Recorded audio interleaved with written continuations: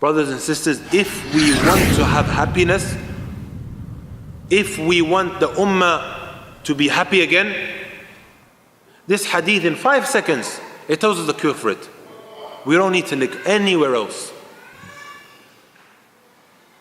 And then you make the decision yourself and see if the majority of the ummah is in agreement to it or they are in contrary of it. This hadith is Bayt al-Khasid. The Prophet ﷺ, he said to us, إِذَا تَبَايَعْتُمْ بِالْعِينَةِ, once you start having dealings of riba, إِذَا تَبَايَعْتُمْ بِالْعِينَةِ وَأَخَذْتُمْ بِأَذْنَابِ الْبَقَرِ وَرَضِيتُمْ بِالزَّرْعِ, and you begin to chase now the tails of the cows, and you become satisfied with the crops in the fields that you have. Meaning now you've become satisfied with the dunya, you're chasing it, and that's your main goal and that's all you care about. The first thing was what? Once you start having dealings with riba, you ask yourself, is this widespread or not? Are the majority of the people chasing Allah subhanahu wa ta'ala, or are they indulged in the dunya? And then the Prophet ﷺ said, وَتَرَكْتُمُ الْجِهَادِ, and you've left of al-jihad. Before someone gets the wrong impression, I'm trying to encourage the people to go join ISIS, I'm not doing that. Jihad comes in different forms. One of the biggest jihad that Ibn al-Qayyim rahimahullah ta'ala he mentions is striving against your nafs. Jihadun nafs, striving against yourself. Which is when that girl walks past, that little pretty one, that you control your gaze and you look down and you stay away from her. Even though it's very, very tempting to go and take her number.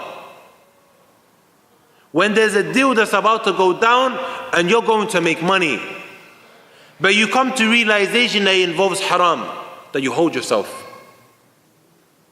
Because wallahi brothers, if you want to make money, there's many easy ways to make money. But you find that some of these ways that in order to make money, easy money, it has transactions that has either riba or haram stuff in it. And many other things that you hold yourself. What did the Prophet ﷺ say at the end of the hadith? Once you start, you put all of these things into application by dealing with riba, chasing the dunya and leaving off the jihad. سَلَّطَ اللَّهُ عَلَيْكُمْ ذُلًّا لَا يَنْزِعُ عَنْكُمْ حَتَّى تَرْجِعُوا إِلَى دِينِكُمْ. Allah Azza wa Jalla will send down upon you a humiliation. He won't remove it until you come back to your religion.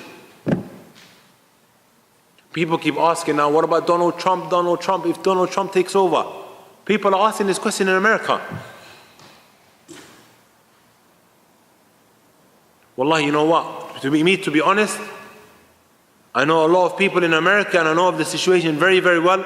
I'm not surprised that Allah Azza wa Jal, if He does take over, that He's decided to appoint him.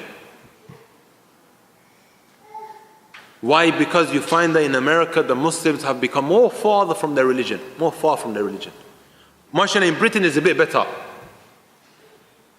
But there they are getting more far away from the religion. And this humiliation is going to keep on coming. It's going to become more and more and more until we come back to our religion. Wallahi, we can try every single way. We can protest all we like. Now look, I ask you a question. When protesting takes place, how many thousands of people come out? The streets are packed. Thousands come out with their flags and they come in their numbers, everyone standing at the embassy.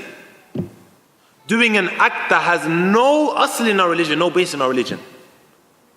Then a simple act that you've been told to act upon, to wake up for Fajr and to pray inside the masajid.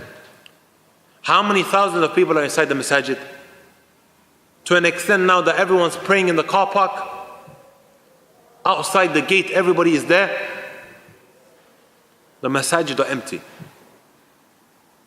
The reason why I'm bringing these examples for the people to just see how far when it comes to the things that have been commanded for us to do, we are so far away from it, but other things that we are so involved.